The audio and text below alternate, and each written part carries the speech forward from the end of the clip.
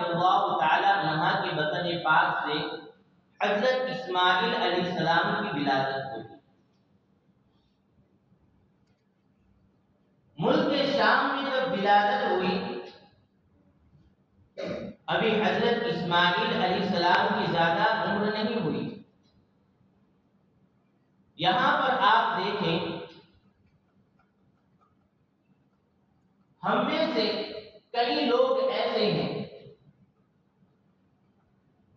کہ جو اولاد کی دعا شادی کے بعد کرتے ہیں کہ یا اللہ ہمیں اولاد عطا فرما۔ ایک طبقہ یہ ہے کہ جو اللہ کی بارگاہ میں یہ دعا کرتا ہے رب ہب لی من الصالحین، اے اللہ تو ہمیں نیک اولاد عطا فرما۔ تیسرا طبقہ یہ ہوتا ہے کہ جو نیک اولاد مانگتا ہے اور اولاد ہونے کے بعد ان کی تربیت کے لیے وہ کوشش کرتا ہے کہ اولاد ہو گئی ہے، اب انہیں اچھی تربیت کرنی ہے، انہیں اچھی نصیحت کرنی ہے، انہیں اچھا ماحول دینا ہے تاکہ اچھے ماحول میں وہ بڑے ہوں گے، نیک بنیں گے اور وہ اولاد ہم سب کے لیے دنیا آخرت میں کامیابی کا اور نجات کا ذریعہ بنے۔ تو تین طرح کے لوگ ہوئے۔ ایک تو یہ کہ صرف اولاد مانگتے ہیں، انہیں یہ مطلب نہیں ہوتا ہے کہ ان کی جو اولاد ہے وہ 5 وقت نمازی بن جائے، روزوں کی پابند بن جائے یا نیک بن جائے، نہیں، اولاد ہونی چاہیے۔ دوسرا طبقہ یہ ہے کہ رب سے اولاد تو مانگتے ہیں مگر نیک اولاد مانگتے ہیں۔ تیسری قسم کے لوگ جو ہوتے ہیں وہ نیک اولاد کے ساتھ ساتھ جب اللہ انہیں اولاد کی نعمت سے نوازتا ہے تو ان کی تعلیم اور تربیت کی وہ فکر کرتے ہیں۔ سیرت ابراہیم علیہ السلام کو آپ دیکھیں، حالانکہ اللہ تبارک و تعالیٰ نے انہیں بڑھاپے میں سیدنا اسماعیل علیہ السلام اور حضرت اسحاق علیہ السلام عطا فرمائے، اور نبی جو ہوتے ہیں وہ پیدائشی نبی ہوتے ہیں، اور نبی جو ہوتے ہیں وہ لوگوں کی ہدایت کے لیے مبعوث کیے جاتے ہیں، لوگوں کی تربیت کے لیے، سیدھی راہ دکھانے کے لیے اللہ تعالیٰ قوم میں انہیں بھیجتا ہے۔ مگر پھر بھی دیکھیں سیدنا ابراہیم علیہ السلام نے اپنی اولاد کی تربیت کے لیے کیا کیا۔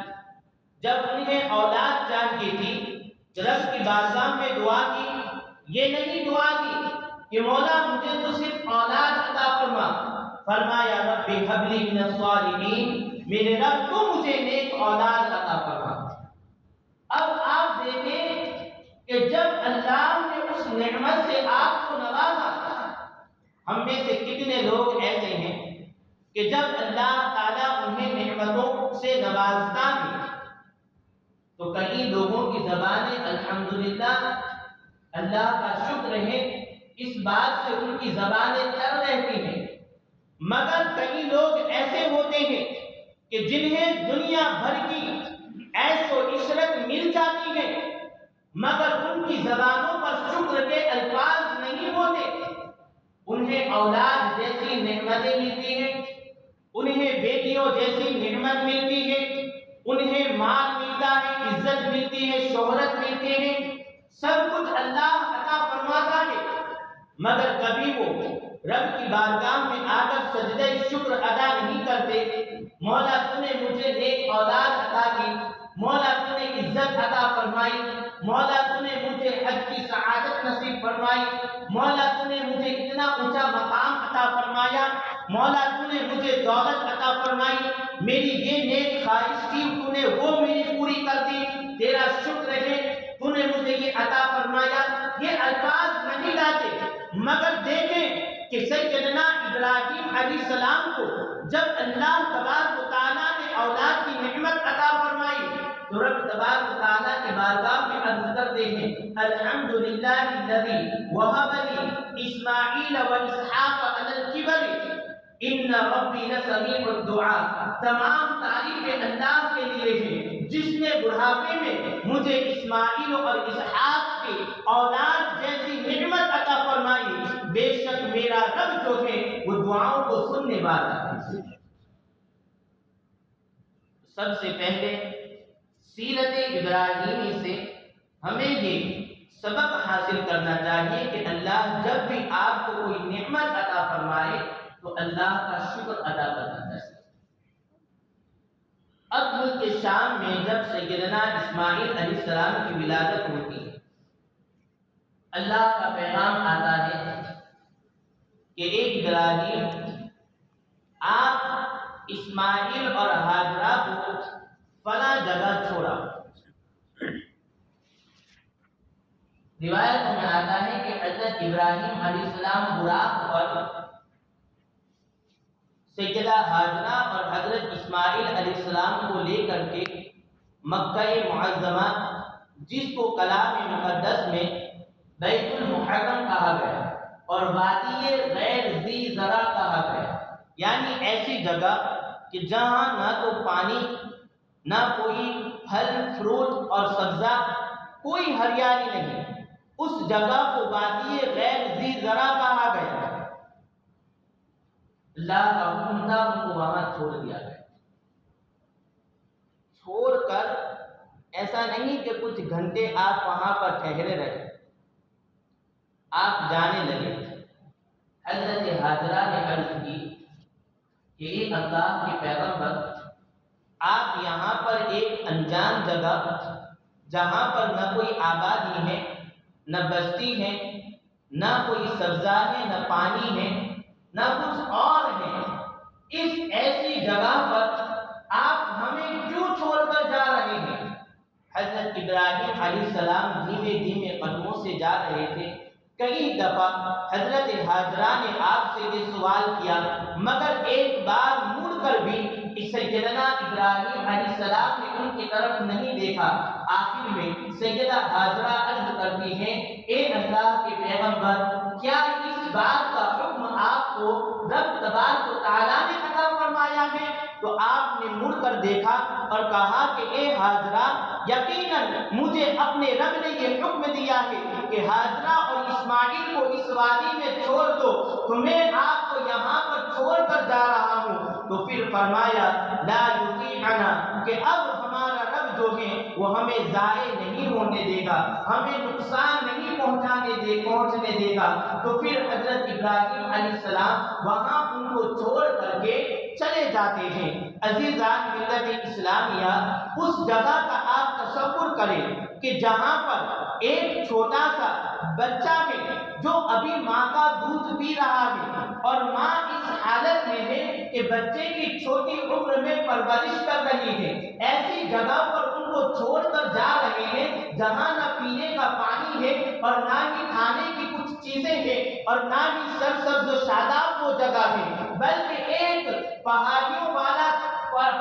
والی جگہ ہے اور جہاں پر کچھ بھی بستی نہیں ہے۔ ایسی سنسان جگہ پر حضرت ابراہیم علیہ السلام ان کو چھوڑ کر جا رہے ہیں۔ عزیزان ملت اسلامیہ، کیوں جا رہے ہیں؟ اس کی دو وجہ تھی۔ ایک وجہ تو یہ کہ ان کو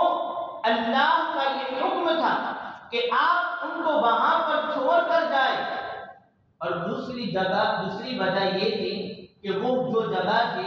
جو دیکھنے میں تو آپ کو ایسی نظر آتی تھی کہ وہاں پر آبادی نہیں ہے، وہاں پر پانی نہیں ہے، وہاں پر کچھ اور چیزیں نہیں ہیں، مگر وہ جگہ ایسی تھی جو دیکھنے میں ظاہری اعتبار سے بہت سنسان اور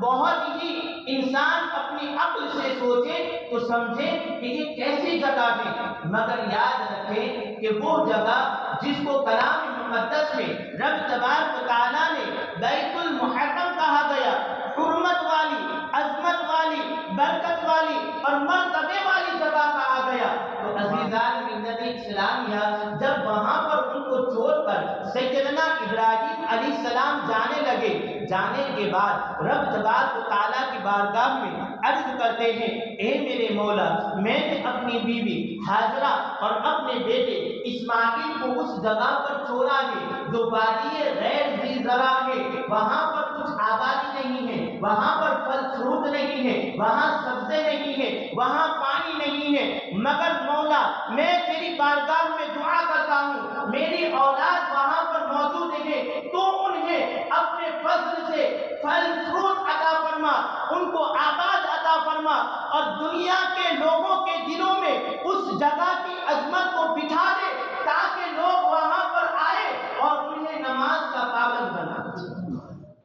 کیا دعا کی؟ اس جگہ کو آباد فرما، لوگوں کے دلوں میں اس جگہ کی محبت عطا فرما، اس جگہ ان کو پھل فروٹ عطا فرما، اور اس جگہ جب لوگ آئے تو لوگ نماز پڑھیں اور میری اولاد کو نماز کا پابند بنا۔ یہاں پر ہم سب کے لیے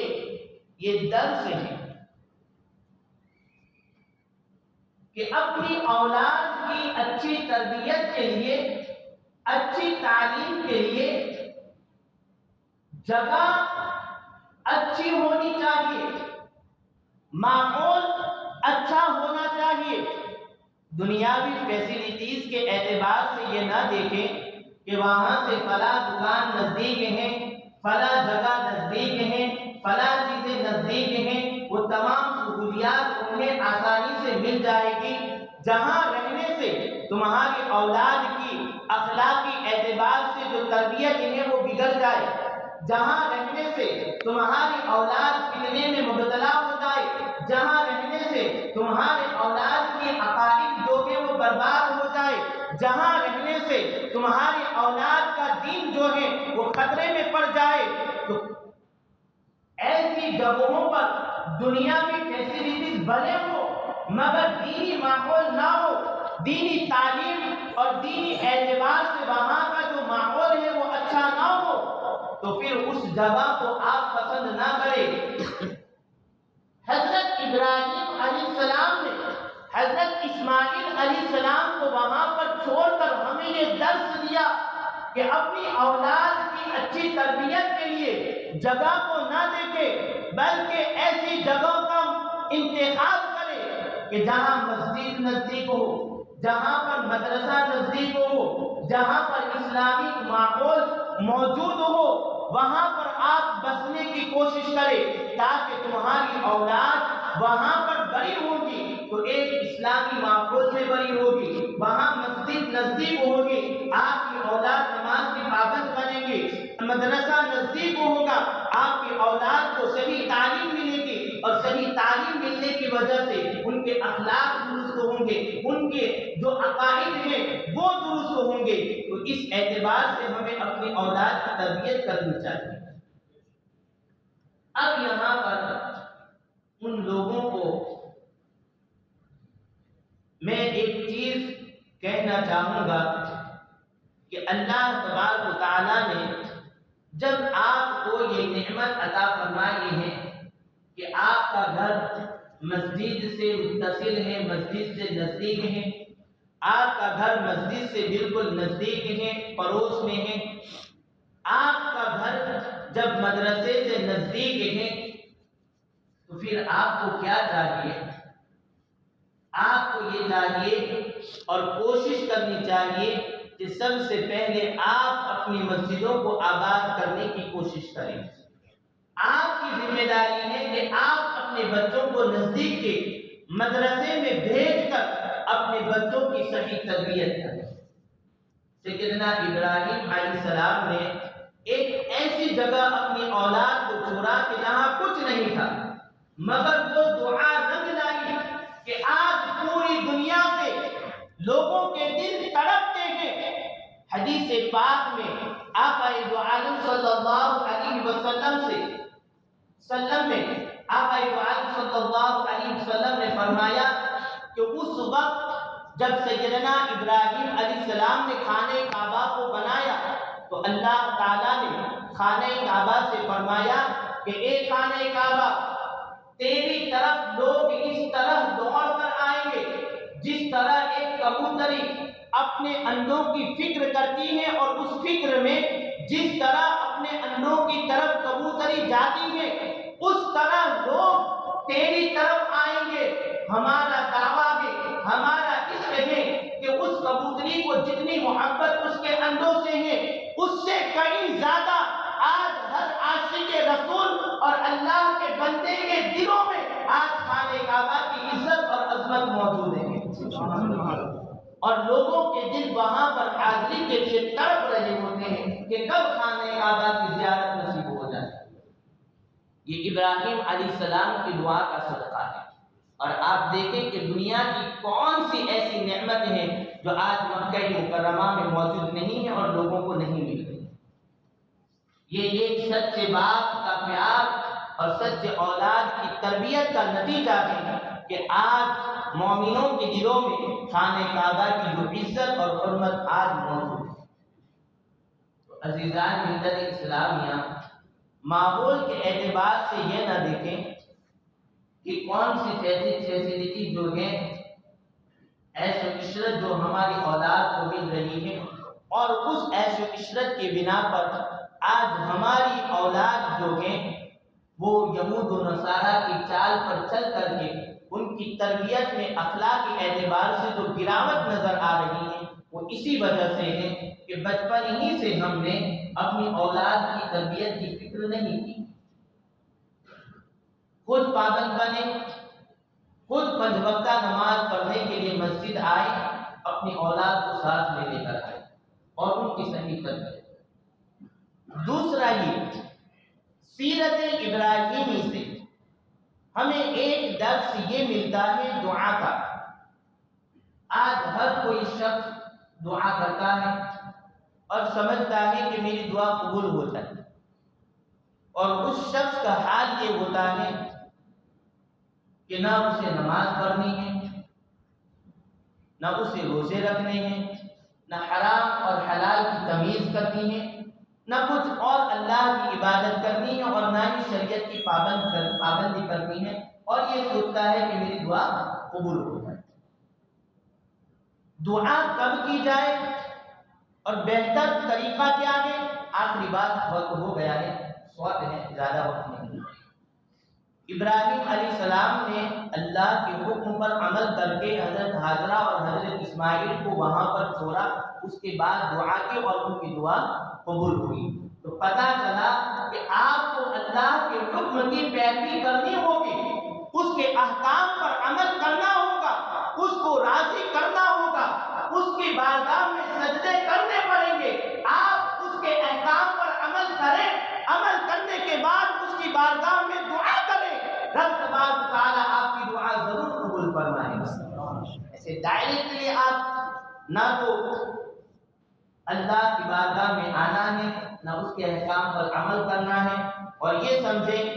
کہ ہماری دعائیں ایسے ہی قبول ہو جائیں گی، یہ بھرم ہے۔ اللہ کی عبادت کرے، اس کو راضی کرنے کے لیے ایسے کام کرے، پھر دعائیں کرے، دیکھیں آپ کی دعاؤں میں کیسا رد آتا ہے۔ اللہ تعالیٰ ہم سب کو عمل خیر کی توفیق عطا فرمائے۔